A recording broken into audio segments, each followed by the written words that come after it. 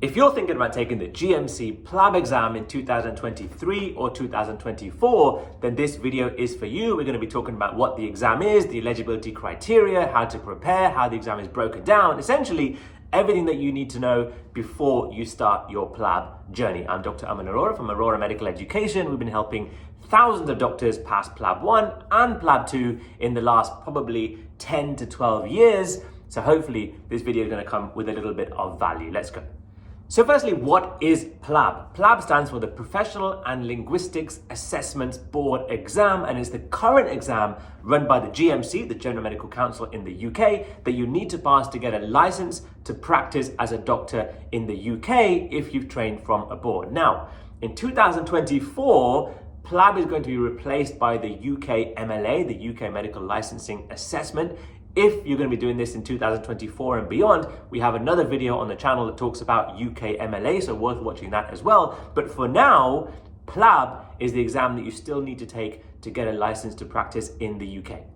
PLAB is currently taken by doctors who have not qualified in the UK, in Switzerland, or the EEA, and it's designed to test you to show that you have the skills, the knowledge, and the behaviors to start work in the UK at the level of a foundation year 2 doctor. And once you pass the PLAB exams, PLAB 1 and PLAB 2, you get a registration at the GMC, the General Medical Council, and a license to practice in the UK. Currently, as mentioned, it's split into 2 exams, PLAB Part 1 and PLAB Part 2, and I'll talk about these very shortly. So what are the eligibility criteria in order to take PLAB? Look at the GMC website. It's got a whole list of things that need to be in place, but some key things to be aware of. Number 1, you need to have your primary medical degree, for example, MBBS, from a university that's listed in the WHO directory of medical schools. Secondly, you need to have 12 months of postgraduate clinical experience in a teaching hospital. And thirdly, you need to have passed an English language test. There are 2 main types that you can do, either IELTS, IELTS, or OET. With IELTS, you need an overall score of 7.5 with a minimum of 7 in each section, whereas for OET, you need a minimum grade of B in each section of the assessment.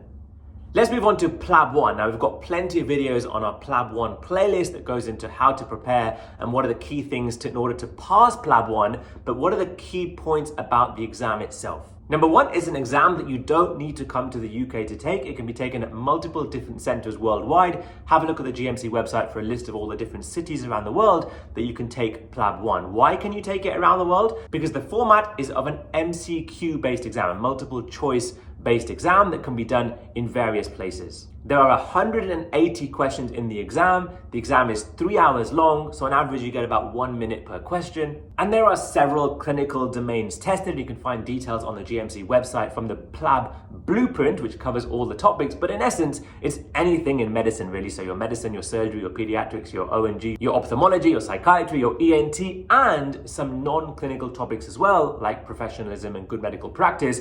But have a look at the PLAB blueprint, and we also have a planner on the website that goes through all the main topics so you know what's coming up. Now, there are 4 different PLAB 1 sittings per year, and you can take PLAB 1 a maximum of 4 attempts. And the pass mark varies from paper to paper, but it's usually around 70%. How can we help you prepare? We've got a gold package which contains everything you need to know from a knowledge and a technique point of view. We have online video courses, audiobook courses, mock exams, flashcards, live courses. Have a look at the website, aroramedicaleducation.co.uk, to see how we can help you pass PLAB 1.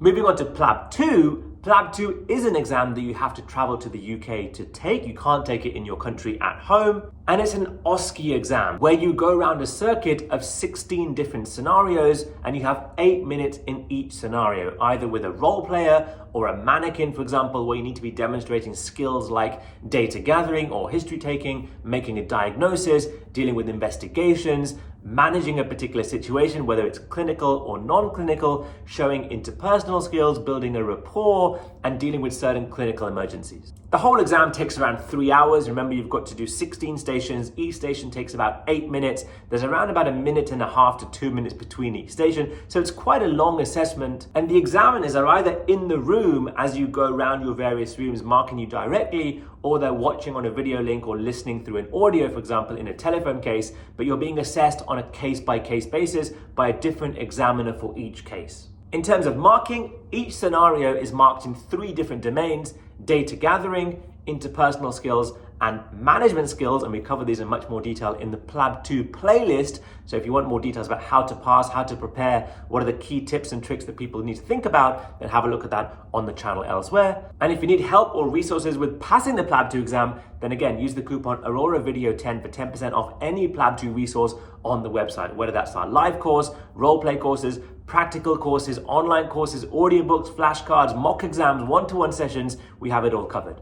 And finally, a few words on UKMLA. Like we mentioned, PLAB is going to be replaced by UKMLA in 2024 at some point, and we've got a whole video on UKMLA going through what we know so far. But in essence, the UKMLA is going to have 2 parts as well, an MCQ-based exam and a clinical OSCE-based exam. So you're probably going to get a lot of similarities between the current PLAB exams and the UKMLA exams to come, but we don't know everything about that assessment just yet.